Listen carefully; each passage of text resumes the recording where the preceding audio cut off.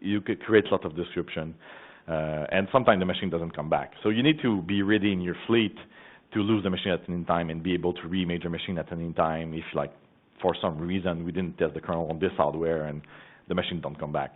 So that's something that we need to make sure you have in your fleet. Like, don't configure a machine by hand. Make sure you have something like Puppet, Chef, Salt that will do the configuration, and the provisioning is automated. So that's something that you need to put in place to be ready. So the first, yes?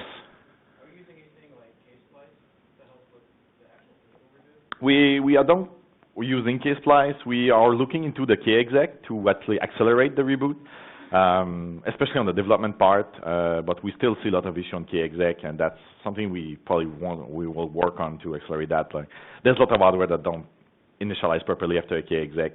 So some of our fleet works well, but some of the machines are like, oh, no, it doesn't work. So there's still a lot of work to make that happen. And K-Splice, you're still limited in what you can do. It's getting there, but you can do specific change. We probably want to keep that to like really, really specific security feature that you want to get there. And you still need to reboot to have a real kernel at some point to have a good base. So the first part of of convincing people, you need to have a really good communication in place. And that's what we were liking. You need to be able to give out the plan, and that's kind of the conversation we had for a while, like, yeah, people were like, oh, yeah, finish upgrading. And just like, yeah, here's a 310 kernel, and then as soon as they finish, like, yeah, actually, you need to upgrade to 4.0. And that was all in like 6-month period for some service owner. So you need to go there, and you need to listen also to what's the cost. A lot of people are a lot of fear about kernel upgrade, a lot of unknowns about kernel upgrade. So you need to listen to why they are afraid of, and make sure you integrate that into your testing, you know, fixing whatever is broken into in the kernel.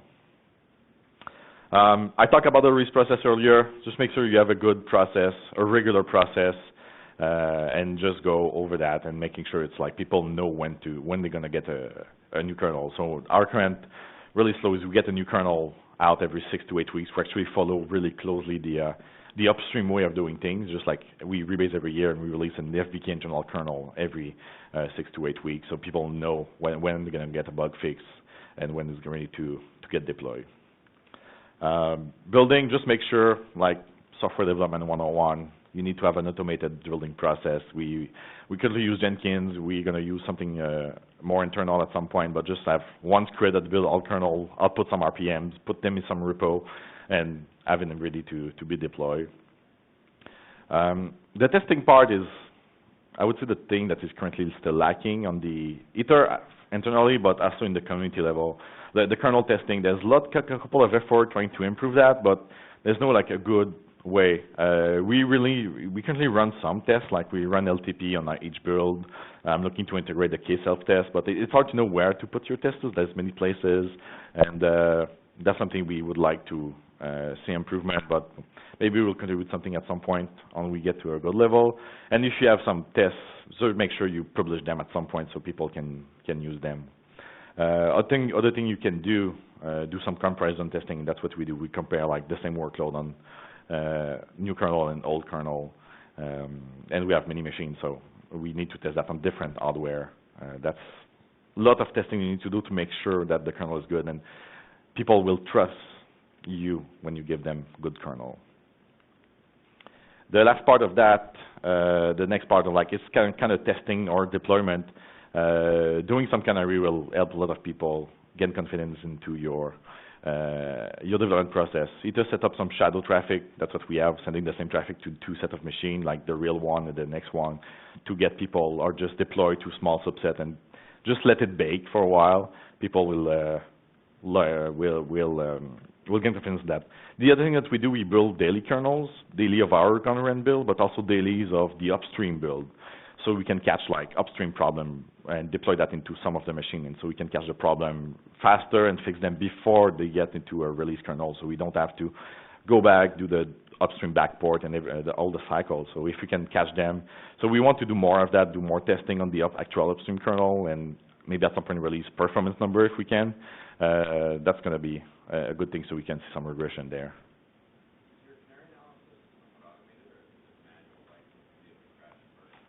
The question is the canary analysis automated? I would say a bit of both. We have some basic automation that is just like, that will deploy, you can run and like analyze numbers, and there's some service that can do like run to setup and compare the numbers and give us like good, bad result. But currently a lot of that is just like, let it run and see if we break something. And that gives you also good signal, especially if you can spare some machine, if you don't mind, like if you have a few web server that you can spare, run a new kernel there and see if it happens. And yeah, and then the last part, having some tool to deploy your kernel will help you a lot. Depending, I don't think there's a good like open source tool to deploy kernel to a fleet at this moment. You can maybe use some configuration management to deploy it, or develop some tool, but that's something that you need to have some way to deploy the kernel, deploy it slowly, make sure you don't put the whole service, like if you have a service on 20 machine, you don't want to put all the 20 machine down, but you need to have that. We internally rely on a tool called FBAR, Facebook Auto Remediation, that like basically do all the operation management of that, like draining the machine, putting them back in prod, doing the actual operation of that. So it's a good thing to have if you want to do many machines at a time. So we did this a couple of times now. We did the switch to 310, we did the switch to 4.0. Just a couple of things to watch out if you want to work with Upstream and you want to deploy the fleet. There's a couple of gotcha that burn us, so you should probably be aware of them. Make sure you don't rely on numbers too much, because they kind of change fast. Like we were actually hoping to keep the 320, because a lot of our monitoring had like hardcode 3.something kernel, but when they switched to 4.0, it was like, oh, we broke many things. So if you develop an open source tool that rely on kernel version, like make sure you can support future up major number. That was a little bit annoying. And if you deploy new kernel, you're going to need to upgrade some packages like tool, IP route, system tap, perf, crash, pneumostat. Were all packages that depended on the kernel that you need to upgrade if you want to exploit a new feature of the kernel. If you don't use the standard GCC on your system and you deploy external modules, you need to make sure the GCC are matching when you build a module and when you build your kernel. If you don't, there's like the ABI might not match, and you will have a lot of problems installing the module in your fleet. Sadly, the kernel configuration management is a really difficult thing. Even if you use version control, the .config file, there's no way to add comment or to track why you put changes. So that's something we had problem that like, oh, we enable something in one version and then we copy the kconfig file to a new branch, and then we forgot that we enabled this specific hardware or configuration, and then we deploy kernel and somebody's like, oh, why is that not working? And you find out that you disabled something that you enable, or vice versa. So I wish we could do something better if somebody had some idea to improve the kconfig subsystem to be able to be more expressive about what you want and dependency and why you put changes there. That would be a good thing to have. A lot of performance regression we got was because somebody, and that's related to comment, somebody added a lock somewhere to protect some data structure. One example is like the EPOL-CTL got really slow from one use case. We are using EPOL-CTL a little bit, but the syscall got really slow. We found the problem. It was just a new lock. We were able to rework the whole area to go lockless and reduce the contention there, but that's something to pinpoint. If you see something getting really slow, that's probably what happened there. If you still have some patches around, make sure you don't forget them. We had patches in the past that we just nobody knew that we had, and just like, for example, on perf, and people, oh, it stopped working. Oh, there was a patch there. I didn't know. It was not sent upstream, was not committed anywhere. So that's one of the major reasons of going upstream first is better, because you don't have to deal with this problem, and don't forget that. If you upgrade drivers, sometimes they come with a firmware, so you will probably forget about it. So you probably need to upgrade these binary firmware. That's also difficult of deployment. So make sure you upgrade the latest Linux firmware package. Usually that's enough to be deployed. But many problems that we got reported to us, actually not kernel problems. A lot of people, they see, oh, there's a new kernel there, and I see a problem. So problem plus new kernel, kernel problem. So make sure people know about the workload, know that it's not a memory. Like some people are just using too much memory and are homing and just like blame the kernel, but sometimes the application that just use too much memory. So make sure you have like a good monitoring in place to monitor kernel. What we do, we use the net console to collect all the the message output. If you want to use, you can use syslog, that does the same thing. We use kdump to create like all the crashes in the fleet. We still have we having less of them as we go to new major kernel that you really see it's going down, but we still have some. But it's really good to be able to have the full kdump, the full core, so it's really easy to debug your problem. And we use also some performance monitoring. We use some using ftrace and perf automation to actually collect, and soon we're going to use some BPF-based data collection to continuously monitor like syscall performance to make sure we don't regress over time. So, couple closing advice. Going upstream first is good. It saves you time in the long term. It's more work initially, but it will save time. It will make everything better for you and for the community. Don't be afraid to push back. We got a lot of people when you started doing that. We're like, is it really a good idea? It will slow us down. And at Facebook, we're all about moving fast. But in the long run, it may enable us to move fast in the future by rebasing easily. But you need to be really convincing and make sure people are doing the right thing. But we now are starting to see that it's getting other team like HBase is doing that now, and some other team are looking at doing like really good contribution to open. So stop forking the internal project and just making sure the Upstream project is a good way to go.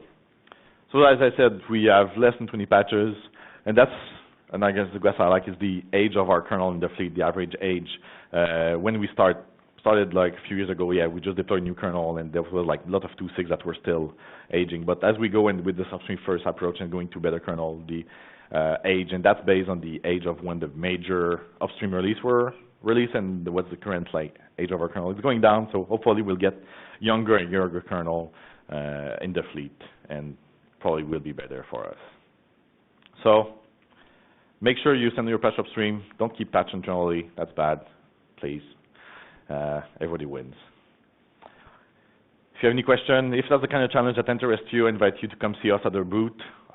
We love to fight that. We have many other challenges like that to deal with at Facebook, so it's really fun thing to do. So if you have any more questions, I think there's a lot of time left.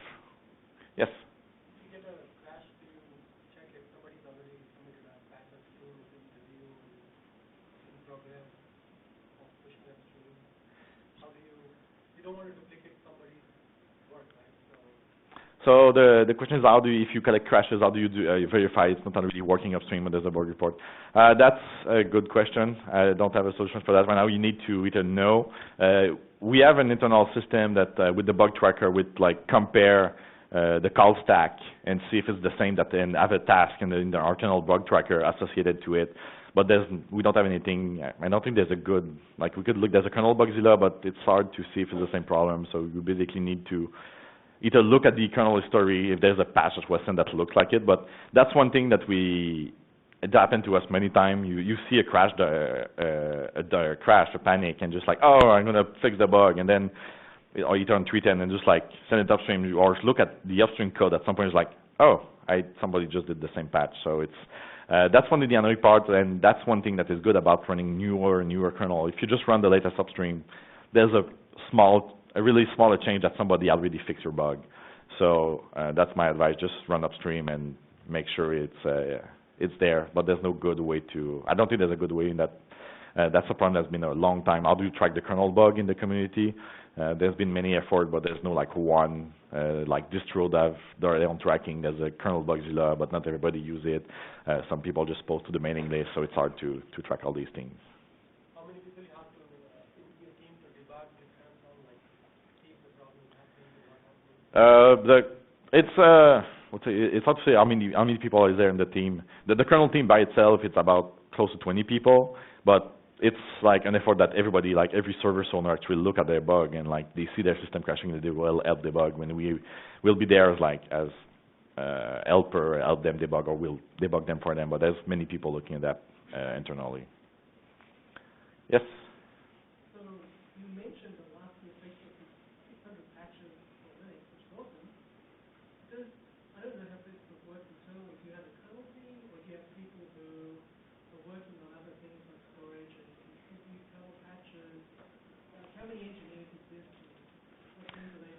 So the question is how many people actually work on the kernel and who work on the kernel? Is it a kernel team or is it separated?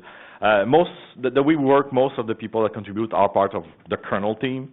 But the way we work, like most people will have a dedication to one specific area, file system, networking, performance, that kind of stuff.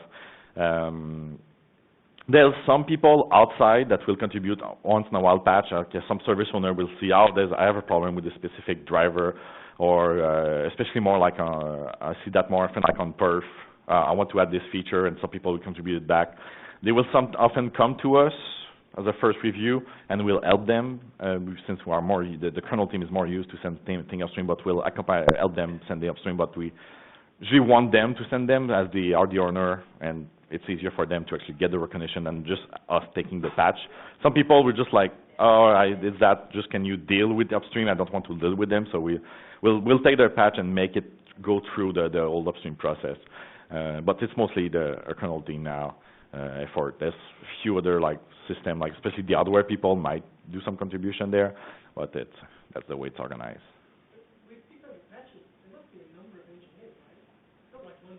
No, it's about 20 people there, so it's there's a workflow. A lot of that is just like purely upstream work, and I would say like a lot of that, like Chris Mason will contribute maybe hundreds of them just on the bot AFS.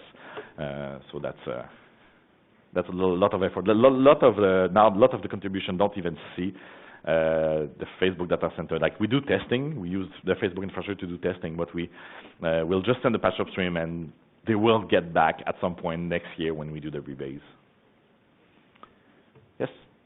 Do you have to, when you're submitting upstream patches, especially if it's performance-related, do you have to submit performance-related data with it, or is it just a review exclusively of the code? Because, like you mentioned, you have a big load testing suite. Do you have any accompanying docs to show that?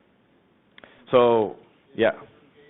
The question is, what do you need to submit when you submit performance patches? Especially, do you need to what proof? So, the way, especially for performance patches, people will want to see numbers, want to see the workload, and especially they want to see the code that generated the workload. Sometimes you cannot provide all of that, but most of the time, if you can have a small like C code, C example that goes with your patch or link to it or benchmark program. And see the numbers. People like you'll see the patch improvement. If you look at the history, always have like before and after numbers. People won't trust you just on the fact that it's better. No, there's like nobody who accept that as a good value. You want to see why it's there. It's one thing that's really hard to compare though. Is like it's really hard to which hardware is that. The good thing about the OCP project, there's like we have standard hardware with all the publicly said specs, so we can use that as a benchmark. Like on like Leopard Type 1, like all the spec is there. It's easy to compare version there. So at some point we might be able to just say that on this hardware and people will know. But yeah, like that there's a multiple layer that it can be. So you need to describe as much as you can the infrastructure. Any other question?